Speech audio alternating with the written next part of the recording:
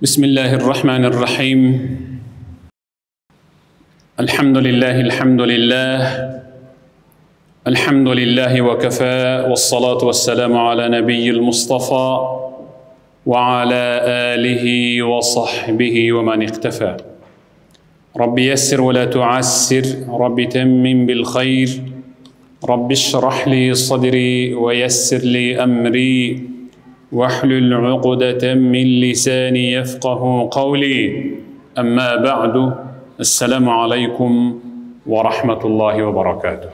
Бүгінгі жұма хутбасының темасы денсаулық мәселесі бойынша. Мен аны байқалбаған байлық деп таңдап алдым. Мен таңдаған теманың төркінін сабақтың жүрішінде düşünüyorsunuz. Benim için şimdi temаны атағанымда. Теманы düşünüş için men alğaç sözümdü Peygamberimiz Muhammed sallallahu aleyhi ve sellem'den hadisinden başlağım geldi. Peygamberimiz enne Nebiye sallallahu aleyhi ve sellem kana iza ra'al hilal.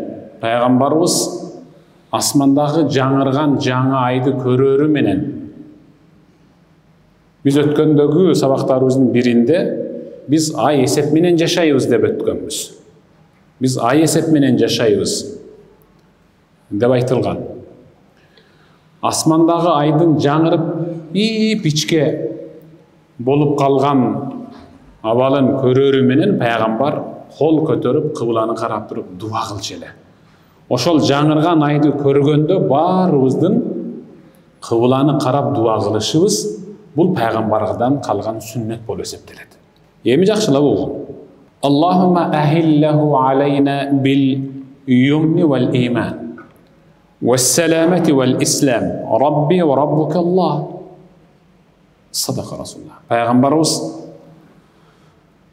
кол көтөрүп алакан жайып, Аллахым жаңырган мынау жаңы айды биз үчүн бактылуулук менен ыймандын денсаулык менен исламда жашоонун айы кылгын деп дуа кылчу эле.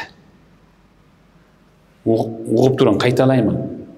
Аллахым бизге жаңырган жаңы айды бактылуулук, бир риваятта тынчтык деп келет. Ушул бактылуулуктун ордуна тынчтык. Тынчтыктын, бактылуулуктун анан ыйманда жашоонун, денсаулык анан ислам менен жашоонун айы кылгын деп атат.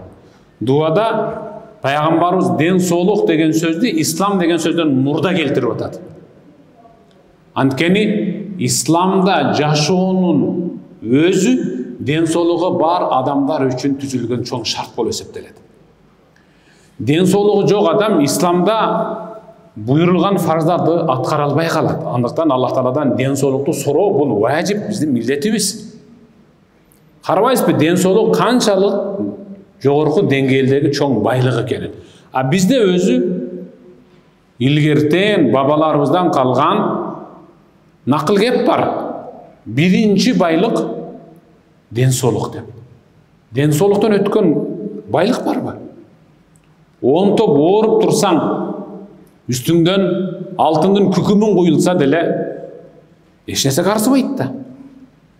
Пайгамбарыбыз дайым эрте менен багымда тушурунда, кечинде күн батып шамда дайым ушул сөздөр менен дуа кылчу эле.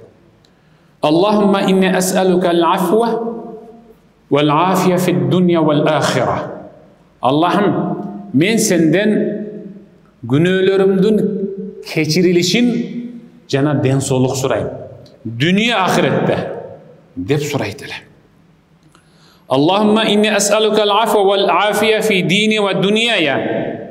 Аллахым, мен сенден бул дүниеде дагы, ахиретимде дагы, динимде дагы тынчтыкты, амандыкты, күнөөнүн кечирилишин, анан денсаулыкту сурайм деп. Дайым денсаулыкту кошот эле. Ва ахли ва мали. Үй бүлөмдүн денсаулыгын, алардын тынчтыгын, байлыгымдын бүтүндүгүн сураймын. Аллахумма астур аврати ва амин равати. Allah'ım kemçiliklerimin bарын жапқындағы korkunçlardan meni tınç sak alıp kal deydiler. Mıneke Peygamberimiz Muhammed sallallahu aleyhi ve sellem'den densoğluğa көңіл burgana. Jada kalsa duasında daim kaytalap surap atады. Andan дағы zarılırағы жаңырған жаңы айды көріші менен дуа кылып атат. Allah'ım bizge ошол жаңырған жаңы айды тынчтыктын, анан ыйманда жашоонун, ден соолуктун, анан ислам менен жашоонун айы кылгын деп. Biz жаңырған жаңы айды караганда биринчи айткан сөзү ушул болот. Бул баарыбыздын тилибизге жазылып калган. Жаңычыл болот окшойт, чалканча жатып калыптыр. Көмкөрүнчө жатабы, ай чалканча жатабы, ал Аллахтын өзүнүн кудурети. Biz жаңычыл болот деп көп чалканча жатып калганда деле Алла Таала куруушулук жөнөтүп коет. Кандай абалда болбосун, Аллахым жаңырган жаңы айды өлкөмдүн тынчтыгы, үй бүлөмдүн тынчтыгы, үй бүлөмдүн бактылуулугу, анан ыйманда жашоомду, анан ден соолугумду, анан исламда жашоону мага бергин, ушундай бир жакшы жаңы ай кылгын деп өзүңүздүн эле тилиңизде ушинтип дуа кылын. Bir kişi Peygamberimiz sallallahu aleyhi ve sellem'e gelip, ya Resulallah, kaysıl dua jakşırak? Mağa öğretiңiz men ошол bir dua kılıp жүрөйүн, bata kılıp жүрөйүn, özüme tilep Kuday Taala'dan. Peygamber aytты, Selil afa vel afiye fid dunya vel ahire. Dünya ahiretten tınçtığın, anan den soluktu sura dedi. Ertesi dağı geldi, ya Resulallah, kaysıl dua jakşırak? Kanattanбай атат да, пайгамбардын берген жолуна канаттанбай атат. Ушинтип ушул дуа жакшыраак бекен деп. Пайгамбар айтты, дүние ахиреттин тынчтыгы анан ден соолукту сура деди. فإذا أعطيت العافية في الدنيا والآخرة فقد أفلحت. Эгерде бул дүйнөдө senin den sooluğunda Allah taza kılıp tınç ele koya durgan bolsa, anda bile vergin iyilikке жетишипсиң.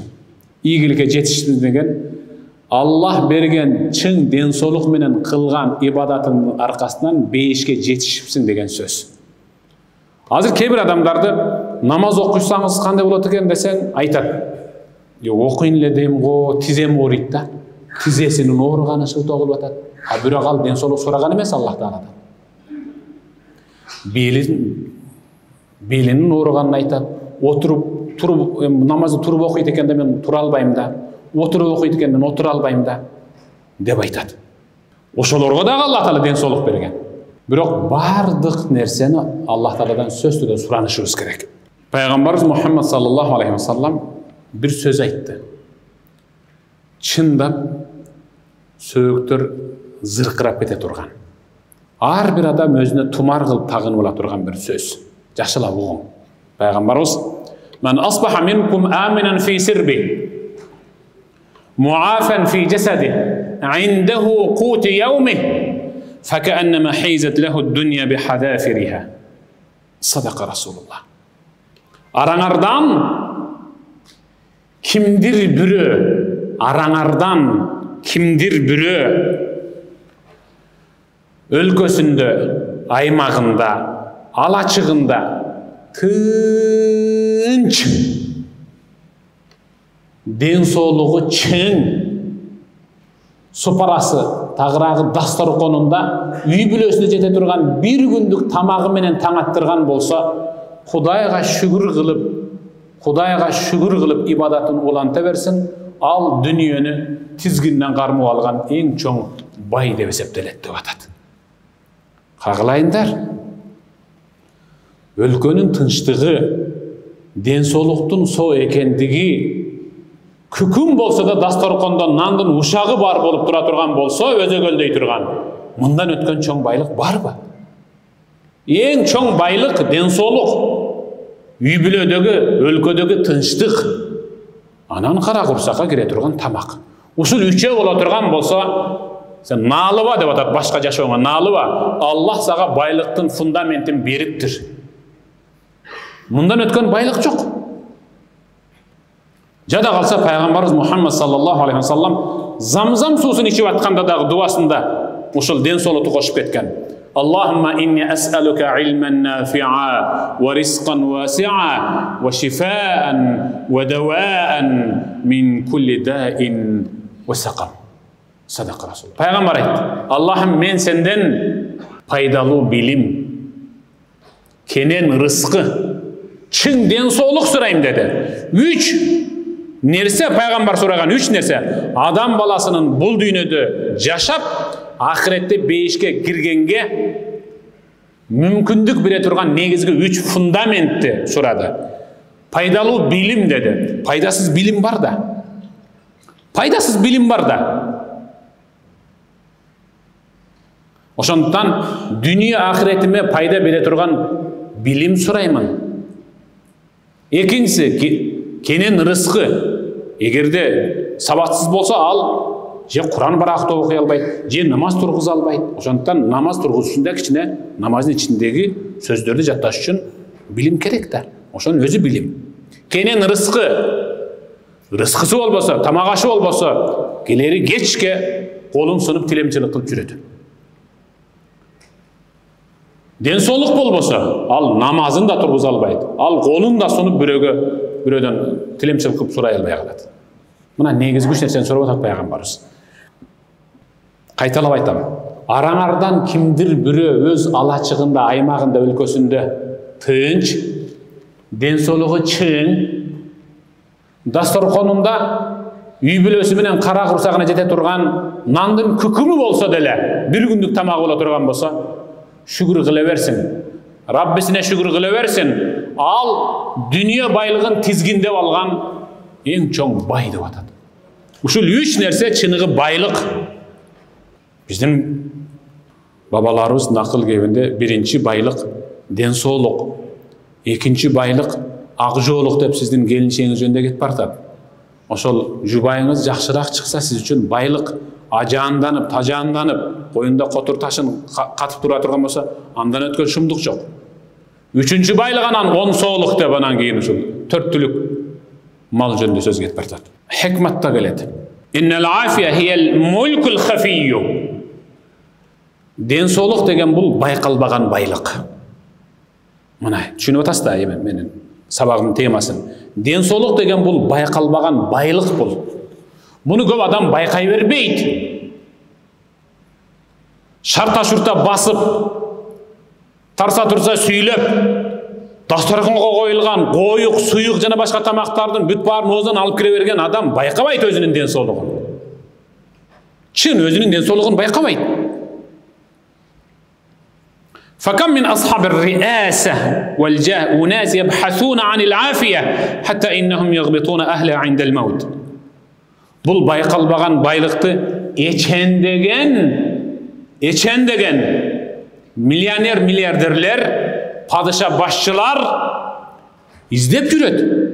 Денсаулықтың дарегин издеп жүрүшөт. Жалда қалса алар онтоп төшөгүндө жатып ооруп өлүп кетип бартканда дагы ушул денсаулыкты бир көргөнүмдө деген боюнча кетишет. Аларга да Аллах Таала денсаулыкты берген, бирок алар өздөрүн тамеки, арак, зина, наша жана башка нерселер менен Аллах тараптан берилген эң чоң байлык болуп эсептелген денсаулыкты өздөрү жок кылып жүргөн, байкашкан эмес. Ал байкалбаган байлык инсанда. Ас-сиххатажун аля руусин-нас. Денсаулык деген ал адамдардын башына Аллах тараптан кийгизилген бермет тажы. Аны денсаулыгы барлар башында кийгизилген бермет тажыны байкай беришпейт. Аны кимдер байкайт десе, төшөгүндө онтоп жаткандар тигилердин башындагы денсаулык тажысын жакшыраак байкашат. Баарыбызга Аллах Таала денсаулык берди. Кам көрөлү. Ганимет билели, пайдаланалы. Денсаулыкту тамекини тарт деп берген эмес. Атыңа шүкүр аракты ичип атканда кебиркилер денсаулык болсун дейт экен. Ушунун өзүнүн аңкоолугунан кабар берип атат. Болбосо ал 2 дипломдун ээси. 2 диплом. Бири кызыл, бири көк, же болсо экөөтөн кызыл. 2 дипломдун ээси, чиновник. Денсаулык болсун дейт экен. Кантип Aрақ ден соолук алып келсин. Кантип айткылачы? Аллах Кур'анда харам кылса, пайгамбар хадисте харам кылса, кантип анан ал ден соолук алып келсин? Тамеки. Кантип ден соолук алып келсин? Өзү. Мен баягы немеде супермаркеттердин чыгып беришинде кассасынын үстүндө жазып коюп, тизип коюптур. Бир күн зерикпей окудум. Рак, айкыс, дарт, өлгүн келсе чеге бер, мунжу балдар деген жазуу бар. Ошону көрүп туруп да чегишет экен да. Ошону көргөнү, рак болсом рак болоюнчу деп эле чегип атат ал. Өлсөм өлөйүнчү, өпкөм чирсе чирип эле кетсинчи деп. Мына өзүнө Аллах тараптан берилген алтын тажыны, барктуу байлыкты байкабай жүрүп өлүп атышат ушулар. Кубайса ибн Зуайб мындай дейт. Кунна насма нида Абдулмалик. Абдулмалик ибн Марван ооруп бөлмөсүндө жатканда бизге башында буруп туруп: "Я ахлан ни'ам, la tastaqillu shay'an min an-ni'am ma'al 'afiyah." Ey ден соолугу чың, эки аягын үстүндө тарса турса басып жүргөндөр, Аллах берген байлыктын кадырын билгиле. Тебелеп тепсеп, баксыз кылып койбогула деп ооруп жаткан жеринде бизге насаат айтып атты дейт. Субханаллах. Ооруп жаткан адам ден соолугун сурай берет Аллах Тааладан. Жакшы болуп кетип бартам, муну исем жакшы болуп кетип бартам дейт. Бирок жанындагы адам, таза адам, ошол оорулуу адамды көргөнү келген адам. Аллахым маңа берген ден соолугуң үчүн сага шүгүрлөр болсун деп, шүгүрү үчүн чөнтөгүндөгү тамекисин таштай албай келет эмдиги чекти. Шүгүрү үчүн таштап кой шүкүр десе. Хаджаж фаназала маканан фа'ада би гада'i. Хаджаж деген адам өткөн. Хажга аттанды. Жан жөкөрлөрү менен, жамааты менен. Узак жол жүргөндөн кийин вазирине эсалала деп бир жерге токтошту. Сакчысына: "Онзур ман ятагадда ма'i вас'алуху ан бa'д al-amr." Мени менен бүгүн дасторкондо маңдай теске отура турган бир кишини издеп тапчы. Жупунураак болсун. Тамашалашып убакыт өткөргөнгө ылайыктуу адам болсун деди. Сакчысы элди байкап, алыстан байкап, аралап жүрүп, бир эндей гана материалдын үстүнө жаап, жупуну, чачы сакалы тозган, денеси анча эле таза эмес бир кишинин алдына келди. Аны аягы менен бир тээп: "Этел амир, амирге кел, падышанын алдына келсең" деди. Эмне болуп кетти экен деп акырын колу көчүрүп келди. Хаджаж ага: "Игсил ядак ва тагадда ма'i." Колуңду жуу, мен менен чогуу тамактанасың деди. Башка адам болгондо жаным менен деп ал туралып жыгылып түшөт эле. Ал: "Иннаху дa'ani man huwa khayrun minka fa ajabtu." Акырын башын Хаджажга көтөрүп: "Мени сизден да мыктыраак бирөө сыйга чакырды эле. Ошого куп деп койдум эле." Хаджаж дегендин тарыхын окугула.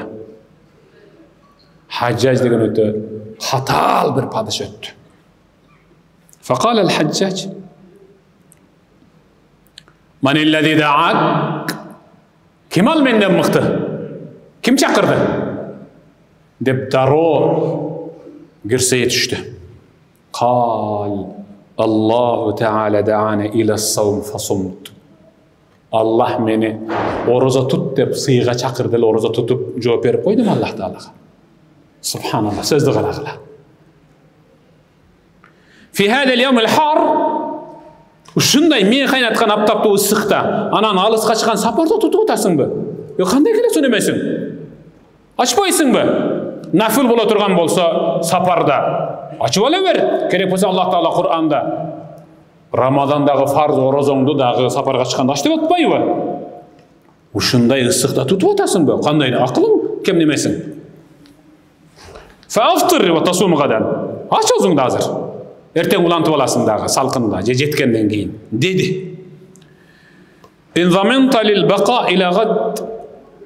эгерде эртеңге чейин тирүү турушума кепилдик берип, эндик кагазга атыңызды жазып, астына мөөрүңүздү басып жашай алат десеңиз, азыр ача берейин осумду деди. Лейса дәл, андай анчалык деңгээлдеги адам эмесмин го деп кичирейе түштү баягы бай. Текеберден аткан ордунан. فكيف تسألني عاجلا بآجل لا تقدر عليه. Анда неге? Колуңуздан эч нерсе келбесе, кайра оозуңду ач деп атасыз. Иннаху таамун тайиб. Төргө айдаса көргө качкан эмекенсиң да. Такка чакырса какка качкан эмекенсиң да. Муну дасторкондогу тамакты муну мен жейм да. Не деген мыкты ашпосулар бышырды муну. Кандай өзүңө бир күйбөгөн эмесиң? Аш деген ача бербейсиңби? Бул тамакты сен ооз тийип көрө элесиң да. Бир ооз тийип көрсөң оозуңду ачып.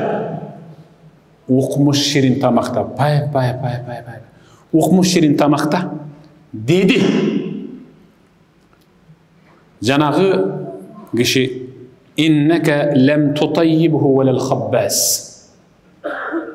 Сиз канчалык тамшанып, таңдайыңыздан шилекеңизди чууртуп, куйултуп сүйлөсөңүз дагы сиз тамакты ширин кыла албайсыз. Керек болсо ашпозчу да ширин кыла албайт тамакты. Валакин таййибатхул афия. Бир билип коюң, тамакты эң ширин даамдуу кылган ал адам баласына Аллах тараптан берилген ден соолук деп атат. Аллаху акбар. Адам баласынын ден соолугу чың болсо, катыган наныңды суга салып шимип жесең дагы мыкты тамак ушул. Ден соолугуң. Ооруп кыңкыста онтоп турсаң,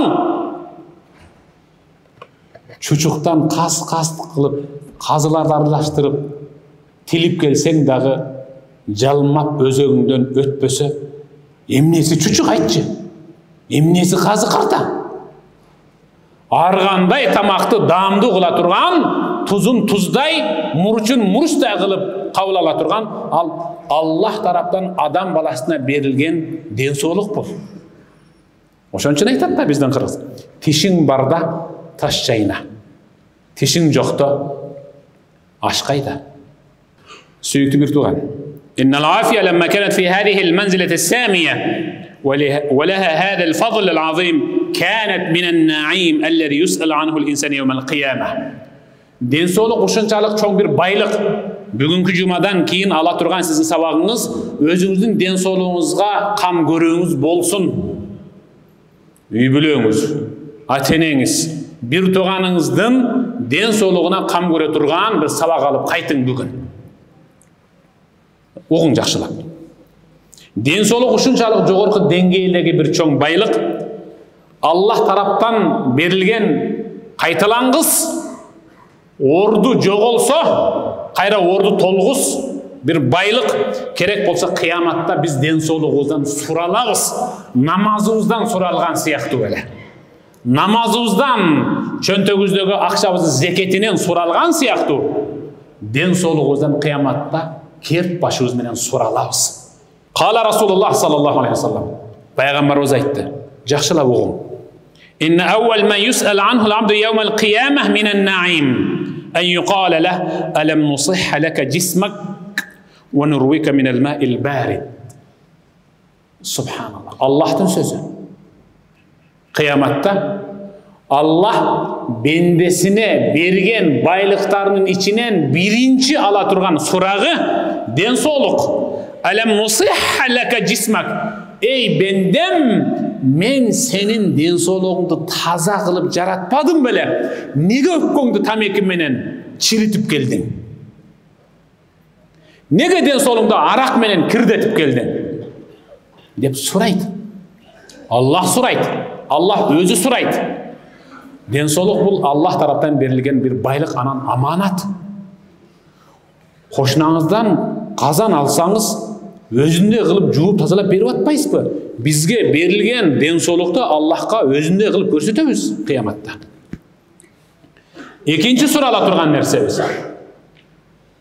Taza su. Hazır dünya yüzü boyunca Ең чоң проблема таза су проблемасы болып жатады. Бізде қашқайған мөлтір бұлағымыз бар, шарқырап ағып жатқан дариябыз бар, қылымдар бойы Алатауыны көркіне шығарып келген мұздарымыз бар, мөңгілеріміз бар. Мінеке таза су. Аллах Таала «Алам нураввика минал маил барид».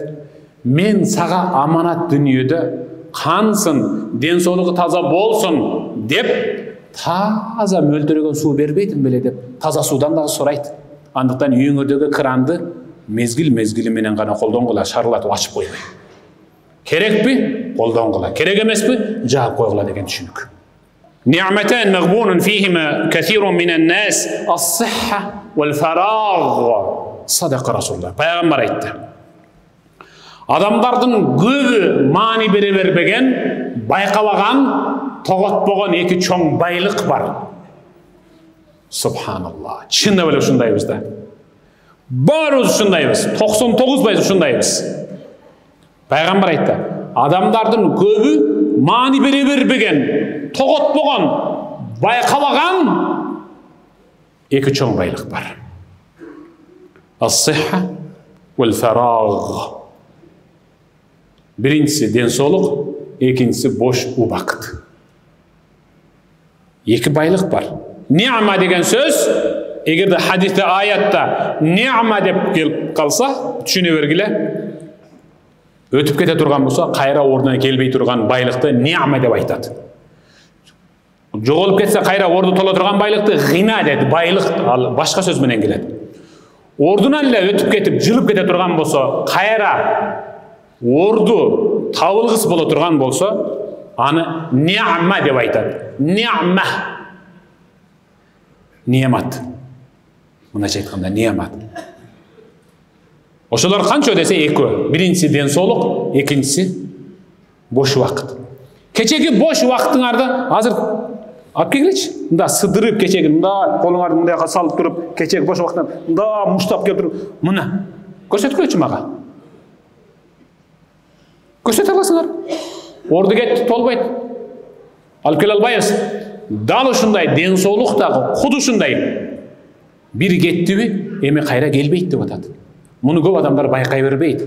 Аллах Таала мұны саға аманат қылып берді. Барқына жет.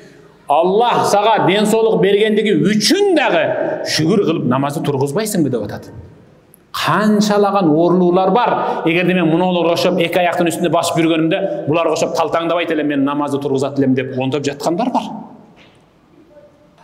Инна ни'матал афия табқа лил инсан ма дама мин ахли тақва аллазина яттақуна Аллаха бифи'ли ма амар ва тарки ма наха. Денсаулық деген Аллах тараптан берілген бұл байлық. Егер де ал тақуалық ілі қыла тұрған болса, арамдан сақтана ілі тұрған болса, Аллах аға денсаулықты түбөлікті қылып беріп қояды. Қартайғанға чейін орыбайды. Қартайғанға чейін орыбайды. Бұл дегені қартайып өлгенге чейін орыбайды. Анкен ал тақуалық қылған. Аллахтың бұйырған, атқарып тыйғаннан тыйылып ілі жашай тұрған болса, Аллах аға денсаулықты бұл дүниеменен қоштасқанға чейін бекем қылып қояды. Вақат қиле ман иттақаллаха лабисал афия. Кейбір хикметте айтылады. Кім тақуалық қылып, Аллах тыйған нәрселерден өзін тыя тұрған болса, Аллах аға денсаулықты киім қатары кигізіп қояды. Ушунчалық мықты жашайды, ешбір жерінен арызданбай, он тобой мықты жашайды. Мен сарраху ан тадума лаху ал-афия фалияттақилла. Денсаулығым чың болсын, таза жүрейін, орыбайын деп кім қиялданса, ал ең алғаш тақуалық қылсын. Тақуалық қылсын. Азыр мұна дүниені ойландырып атқан спид деген оору. Қачан еле көрсең, шөл спид. Инеден жұғып тұр, тегіден жұғып тұр, жыныстық қатынаштан жұғып тұр, тегі жұғызып алып тұр. Мұның дарысын тауып атса, таппайды аның дарысын. Табылбайды алар үшін. İslam anın darысын başında taap koygan. Har bir erkek özünün nikesindeki adal ayalı menenle bolsun, hiç kaçın sifilis, spid orası menen orubaydı. Darısı var mı ne? Var beken darısı? Takvalık kıl degen oşul. Aramga barba, özüңdün ayalың menen bol, orubaysың. Дағы mintip koyat. Hem aldın ala saqtanış üçün can neslerdi giyiniş gerek dep. Meşok giyinip albaysың mı? Meşok. Şar emes, meşok giyinip albaysың mı? Aramga bardың ba Allah Taala orutat. Kançalagan darıgerler, kançalagan ilimpozdor İslamdagı ibadattарда денсаулыкты чыңдоо бар деп сүйлөп келе жатат. Аны İslam alımdarı айтқан жоқ. Аны Европадағы мұсылман емес илимпоздор айтып атат. Керек болса, ас-сала ва-сиям, намаз менен оразодогы адам баласынын денсаулығына тийгизген ең мықты таасирлери жөнүндө Ечен деген китептер жазылды. Ечен деген барактар бар. Пайгамбарыбыз Мухаммад саллаллаху алейхи ва саллам İğtanim хамсан qabla хамсин. 5 nerседен мурдараак пайдаланып кал, болбосо өкүнүп каласың. Ордун таппай каласың. Шабабак qabla харамик. Жаштыгыңызды картайып калардан мурда пайдаланып калың. Мына азыр арабызда картаңдарды. Жанындагы жаш бала бир секирсин, ал секирсин канчалык секирет экен. Тенештирип көргүлө. Васиххатак qabla сакамик. Денсаулығыңызды оорып қалардан мурда пайдаланың деп атат. Ибадатқа пайдалан. Вағина qabla фақрик. Чөнтөгүңүздөгү байлықты кедей болып қалардан мурда пайдаланып қалың. Алла жолына сарптап. Фарага qabla шуғлик. Бош вақтыңызды bir iş менен алек болып қалардан мурда пайдаланып қалың ибадатқа. 5-нчи хаятак qabla маматик. Тирүү жашооңузду өлөлектен мурда пайдаланып калың. Өлүшүңүз үчүн, өлүп мүрдүдө рахатта жашаш үчүн муну ол дүйнөдөгү жашоону мыкты пайдаланып кал деп атат пайгамбарыбыз. Бир табиин дайым намазын аягында салам бергенден дуа кылчу. Аллахумма афини фи нафси. Аллахым мага чың денсаулык бер. فإنها أعز الأنفس إلي. Анткени өзүмдүн нафсым өзүм үчүн эң сыйлуумун. Мен өзүм үчүн кам көрүшүм керек. Я Рабби, менин денсаулыгымды чың кыл. Ва фи аулади. Аллахым балдарымдын денсаулыгын чың кыл. فإنهم لحمي ودمي. Анткени алар менин канымдан жаралган. Я Рабби, алар ооруп турса кантип мен жашай алам? Балдарымдын денсаулыгын чың кыл. Ва фи аширати. Аллахым туган уругумдун денсаулыгын чың кыл. فإنهم ناصري وعزي. Анткени алар менин öbök jölök tayançım bolot. Ve fi cemaatil muslimin. Allah'ım musulmanlar cemaatinin densolug'un çın kıl. Fe inne salahi la yetim illa bi salahihim. Antkeni menin oң oluşum alarsız bolboydu. Meni oңdop түздөп turgan musulmanlar cemaati bolot. Eger alardın densolug'u çın bolsa, demek alar maga nasihat ayta alat. Allah'ım musulman cemaatin densolug'un çın kıl dep namazda dua kılat ele. Subhanallah. Oşindi dua kılgıla. Musulman cemaatinin densolug'un çın kıl dep. Kanday sonun mıhtı insanlar ötüp ketken. Ata Abu Tayyib at-Tabari ahadu ulema'ul İslam ila safina faraka biha. Abu Tayyib at-Tabari İslam dinindeki en çoğun jogorku dengелге жеткен ilimpozdordun, çoğun alımdın biri bir jeyekten ekinci jeyekке ötüş üçün alыс sapar ele kemege oturdu. فَلَمَّا اقْتَرَبَ مِنَ الشَّاطِئِ وَهُوَ فِي السَّبْعِينَ مِنْ عُمْرِهِ. Ekinci jeyekке jetti. Jetip, ali kemenin arkanı emi yakır taştalıp, arkan emi munda baylanıp, ali keme munday olup, tolkundan olan kiçinen kıymıldap durgan uçur ele. Bayakı adamlar düşe turgan tahtayşaga ali jakında bar ele gele. Bul Abu Tayyib jetimişten aşıp kalgan aksakal ele. Arada en yedlef ila şati feqafaz. Keme munti boru menen bayakı adamlar düşe turgan tahtayşaga munti tegizdelip gele jatkan uçurda kemenin kırnaçıdagı sekirip durup тегиз тактачайга түшүп акырын басып кетип калды. 70-тен ашып калган аксакал. وكان معه شباب فأرادوا أن يقفزوا فما استطاعوا. 25, 30, 40-тын тегерегиндеги жаштар бар эле ошол аксакалдын айланасында. Yo, муну чал секирип атат аксакал. Кегеле секирейли деп, кеменин кырына чыгып секирип түшүп кетейли деди, бирок чамасы жетпеди. Ой, ушу аяктан айрылып калбайлы, кызлаштан сынып. Кой, акырын түшөйли деп, анан акырын тепкич менен түштү.